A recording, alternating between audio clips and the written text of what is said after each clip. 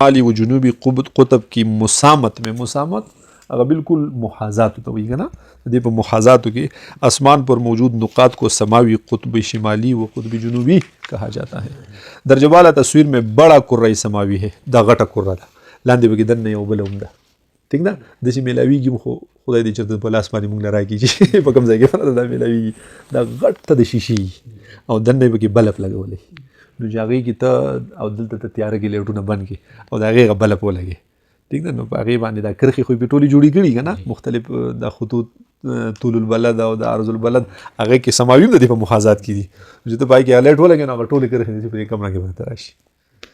ٹھیک شولا، یا داسې په دې طریقه باندې چې دی کم کړی دا ګرجاوي دننه پکې دا ځمکه، اور اس کے درمیان کرۂ ارض نظر آ رہا ہے. زمین بطرف مشرق محوری حرکت کرتی ہے، کلاک وائز دا گڑے جس رنگی چولی دسی، جس کی وجہ سے سماوی کرہ بطرف مغرب حرکت کرتا ہوا محسوس ہوتا ہے. دونوں حرکتوں کو تیر کے نشان سے واضح کیا گیا ہے. نئے زمین کے قطبین کی مسامت میں سماوی قطب شمالی و جنوبی بھی دکھائی گئی ہے. پوئیں گے بھی دی نقشہ کی صرف ہاں د ځمکې د قطب شمالي ته مخامخ په اسمان کې سماوي قطب شمالي دی او د ځمکې قطب جنوبي ته مخامخ په اسمان کې سماوي قطب جنوبي دی.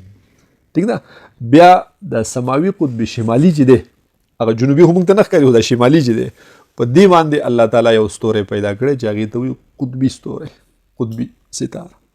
ٹھیک ده، یا ورته په انګریزي کې ورته پولرایز وایي. ٹھیک ده، نو د هغې نه ته دا خط شمال و جنوب چې دی، خط شمال و جنوب څه دی، خو د قطب شمالي نه تر قطب جنوبي پورې خط دی که نه، ٹھیک ده، او دقه خط شمال و جنوب ستا خط نصف النهار هم دی که نه، چې په دغې خط ته یو لښته یخې ده ودرولې ده او د هغې سوری کله دقې خط له راغی نو دا به هغه فیء الزوال سایه اصلي به وي که نه، پوه شوې، نو پته ولګېده چې دا خط شمال و جنوب دا زموږ دپاره اهم دی، ځکه فیء الزوال به د دقې نه معلوم و. ٹھیک ده، د دقې خط شمال و جنوب د دې شمال قطب شمالي په محاذات کې په اسمان کې قطب شمالي سماوي دی که نه، او په دقې قطب شمالي سماوي باندې الله تعالی دغه ستوری د پاسه پیدا کړی. نو ګویا کې د ځمکې د قطب شمالي د پاسه بالکل د دې په برابرۍ کې په اسمان کې دغه قطبي ستوری دی. ٹھیک ده، نو چې دا قطبي ستوری تا معلوم کو چې دا دغه یو دی او بیا ته هغې ته مخامخ داسې ودرېدې یا مخامخ دی هغې ته یو خط راکاږو، دا خط به ستا لاندې خط شمال و جنوب وي. څه به وي؟ خط شمال و جنوب. ځکه مې راته ویلي وو که نه چې بره په دې چت باندې یو کس ولاړ دی تا ته ښکاري او بیخي د ده د لاندې ښکته بل ولاړ دی تا ته نه ښکاري، ځکه مخې ته دیوال او څه شی دی ته، نو چې تا هغه برني ته مخامخ شو د دې معنی دا ده چې ته یې لاندني ته مخامخ یې که نه، اگر چې تا ته لاندې ښکاري نه، نو اگر چې اوس موږ ته قطب شمالي زمیني نه ښکاري خو قطب شمالي سماوي خو معلوم کو په قطبي ستوري، نو چې هغې ته مخامخ شو دې شو لکه چې هغې زمیني ته مخامخ شو، هغې ته چې مو څه خط نیغ راوکاږو نو داسې شو چې هغې زمیني خط مو راوکاږو. نه پوهېږي پوه شوې، بیا په دقې خط باندې ته د 90 درجې زاویه هر طرف ته جوړه کړه، جو هغه یو طرف به یې مشرق شي او بل طرف به یې څه شي مغرب شي. لکه چېرته د شګو په یو صحرا کې روان یې او لار دنه ورکه ده، دا راته پته ده چې مشرق طرف ته به ځم، خو پته راته نه لګي چې دلته اوس مشرق څه شی دی او مغرب څه کوم یو دی، نو په دغې طریقې معلوم کړه. که په سمندر کې روان یې پته راته نه لګي چې یاره اوس کښتۍ په کوم طرف روانه شوه، هسې نه ټوله ورځ خو راته پته وه چې نور پسې به ځم، د نور نه مې طرفونه معلومول، خو د شپې هم سفر دی، د شپې هم روان یم، د شپې خو نور نشته، نو څو ورځ سفر د مشرق طرف ته کړی هسې نه چې د شپې الټه بل طرف ته ټول وکړي، نو بیا ورته هر څه سر دوباره شي که نه، نو بیا دوی پخوا زمانه کې به د دقې قطب شمالي نه د دغې قطبي ستوري نه هغه طرفونه ځان ته هلته پیک کړل او په هغې ذریعه باندې بدتلل. ٹھیک شوله، اوس هم دقه طریقه ده. موږ یو ما ملګری دی ما سره په کالج کې د سوات دی، هغه د ایران په جاز کې دی، د تیل چې سپلایي کوي، نو خو دنیا ډېرو ملکونو ته ځي که نه، هغه په دقه کې کار کوي، نو هغه وی زموږ سره اوس کمپیوټر مختلف آلات لګېدلي او دقه دا تاسو چې د ستورو دا کوم باس کوئ که نه ټول دقه ترتیبي پکې ورچولی، دقه ترتیبي پکې، او بل زموږ سره په جاز کې چې مونږ ځو نو دا آلات چې دي دا خو پیل کېدی هم شي، نو که موږ د په سمندر کې آلات پیل شول کار یې پرېښودو او وروره هر طرف ته په زرګاو میله اوبه دي، نو څه به کوو؟ نو په دې کې زموږ سره چې کله هم د اجاز ته خیږو تیلو نه لوډ کو وړو که نه، نو زموږ سره د دې ماهران کسان یي که ټول آلات درته پیل شي چې بیا هم د اسمان د دې قطبي ستوري نوې طرفونه معلومولی شي. نو دغه که را سره ډېر جدید آلات دي خو بیا هم هغه ساده طریقې والا کسان را سره هم وي. پوهېږي پې که نه؟ ټیک شوله، دقه به بیا معلومې ده څه شي نه، د دب اکبر یا بناتن نعش ویلې مې وخه. اوس به بیا وګورو ځه وایه ته دا او دبي اکبر دبي اکبر ورته وي، یا ورته بنات الناش وي، گریٹ بیئر ورته وي، یا ورته ارسا میجر دا ورته وي. خود بیتارے کو پہنچانے میں مدد دینے والے 7 ستاروں پر مشتمل ایک جرمٹ کا نام دبی اکبر ہے. اس کی شکل ہل یا چمچہ کی طرح ہے. اس جمکے میں پہلے 2 ستارے ہمیشہ قطب تارہ کی سیدھ میں رہتے ہیں، اس لیے ان 2 ستاروں کو دلیلین پوائنٹرز کہتے ہیں. دلیلین ورته وي دغه دوه. ها دا د قطبی ستوري ته مخامخ بالکل. دلیلین کے درمیانی فاصلے کو اگر 0.5 گنا بڑھا دیا جائے تو قطب تارے تک پہنچا جائے. ها د دوه دلیلین چې ویني د په ماس کې دا فاصله ک 0.5 تک نه 0.5 پوکم 15 ګنا دا سیوا کې نو سیده چې کوم ستوري ته ورسېدل نو نام قطب ستوري. اس جرمٹ کو بنات الناش بھی کہا جاتا ہے. دبی اکبر گویا ایک ریچ ہے جس کی گردن میں گویا کې دا یو ریچ ته پښتو کې څه وي لیوه ورته وي که څه شي لیوه ورته وي که نه، او دا گویا کې یو غټ لیوه دی په غاړه کې چې غټ غړندې ورچولی دی ورکاږي ځه ڈال کر گونٹنے سے باندھ کونٹا ہاں کونٹے کے گرد ہاں اور کونٹنے کے گرد چکر لگا رہا ہے. او کونٹا دغه لکه موږی ها ځه بنات الناش گویا بنات الناش ورته وي دقیقه ده. جنازے کی چرپائی کے پیچھے مردے کی 3 بیٹیاں روتی ہوئی گویا کې دا سړی مړ دی په کټ کې خلکو اغس دی او 3 لورانی دي نور څوک نشته هغې پسې موږ پسې مقبرې ته ځو ټیک شو لا پسې په جړه جړه روانې دي داسې فرضي څیزونه دي. ها ذات الکرسی کې سوپیا ورته وي او ډبلیو سټار ورته هم وي. دا د قطبي ستوري د پہچان دویمه علامه ده. یو خو د قطبي اکبر شو، دویمه علامه یې ده. قطب تارہ کو پہنچانے میں مدد دینے والا دوسرا مشہور جمکا ذات الکرسی ہے. یہ جمکا انگریزی حرف W کی شکل سے ملتا جلتا ہے. W کی کلی جانب کا رخ ہمیشہ قطب تارہ کی طرف دغه کولاو طرف چې دا همیشه قطبي ستوري طرف دی. اس کے پہلے اور چوتھے ستارے کو ملا کر اس پر 90 درجے کا زاویہ بنائے تو سامنے قطبی ستارہ نظر آئے گا. شکل سے یہ بات سمجھی جا سکتی. ویلی نو پای بورډ وخت کلیو کنه 1 او 4 ستوره را یو ځای کا یو سیده خط مستقیم راګه نو 90 درجه زاویه به جوړه کوم مخامخ چې کوم ستوره ښکار کېدو قبوي قطبی ستوره. فائدہ نمبر 1 جس طرح تمام ستاروں کا درمیانی فاصلہ ہمیشہ برابر رہتا ہے اسی طرح ذات الکرسی اور دبی اکبر دونوں جمکوں کا فاصلہ قطب تارہ سے برابر رہتا ہے. ذات الکرسی اگر قطب تارہ کی تقریبا ایک طرف دبی اکبر قطب تارہ کی دوسری طرف ملے گا. ها دا دواړو هغه فاصله د یو بل سره برابري نو که یو بره ورو د بل به بیا نه ښکاري دی به د افق نه لاندې ټیک ده. که دا ډبلیو سټار بره نو بیا به هغه دبي اکبر نه ښکاري. که په دې طرفونو کې دواړو نو بیا دواړه ښکاري. پوه شوې که بره او ښکته یو نو بیا یو ښکاري بل نه ښکاري او که په طرفونو نو بیا اکثر ښکاري.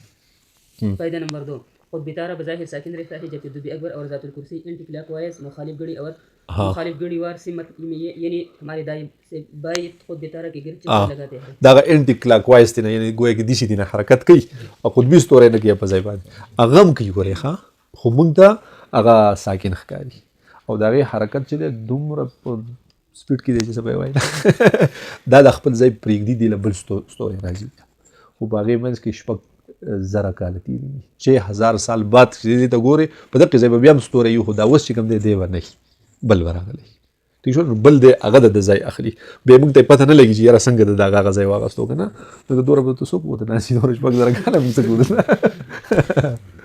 ځه. فائدہ نمبر 3 ان دو جمکوں میں سے ایک مشرق اور دوسرا مغرب کو ہوتا ہے تو اس وقت یہ دونوں جمکے نظر آتے ہیں لیکن جب ایک قطب تارہ کے اوپر اور دوسرا نیچے یعنی افق کی طرف ہوتا ہے تو اس وقت صرف وہ جمکہ نظر آتا ہے جو قطب تارہ کے اوپر ہوتا ہے.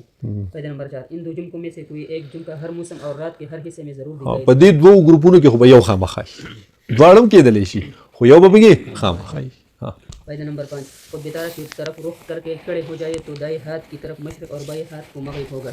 برصغیر پاک و ہند کا قبلہ مغرب ہی کو ہو. فائدہ نمبر 6 قطب تارہ کا دا ډېره ښکلې فایده ده ټولې ښکلې دي دا دي چې دا قطبي ستوری چې په دنیا کې ته په کوم ځای کې یې جنوب طرف ته که یې دا بیا نه ښکاري یا خو به ستا د افق نه لاندې راځي که نه زیر افق به بیا راځي بیا به نه ښکاري خو که په دې شمالي دنیا کې ته یې د دې خط استوا نه ته یې د دې قطب شمالي پورې په دې نیمه دنیا کې به تا ته ښکاري خو دې چې ته چې د دې ځمکې په دې نیمه حصه کې په کوم ځای کې هم وې د ده بلندي چې څومره وه نو ستا د علاقې عرض البلد دقه دی ستا د علاقې عرض البلد څه دی دقه دی بالکل ټیک ده ته که په قطب شمالي د پاسه دلته یې په دې ځای نو دا قطبي ستوری به بالکل ستا د سر د پاسه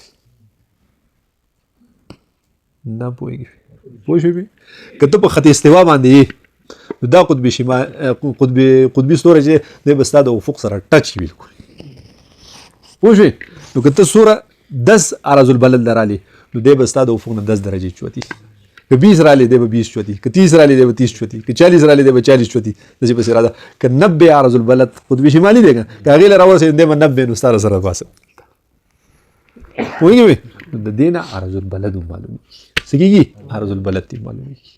ټیک ده. او هغې طریقه بیا داسې ده چې مثال په طور باندې یو اوږد پیپ ده سره او چې هغې کې دې باندې چې برابر شي شپېوالی او ګورې ورته پکې او دې ته د په دې منځ کې ښکاري.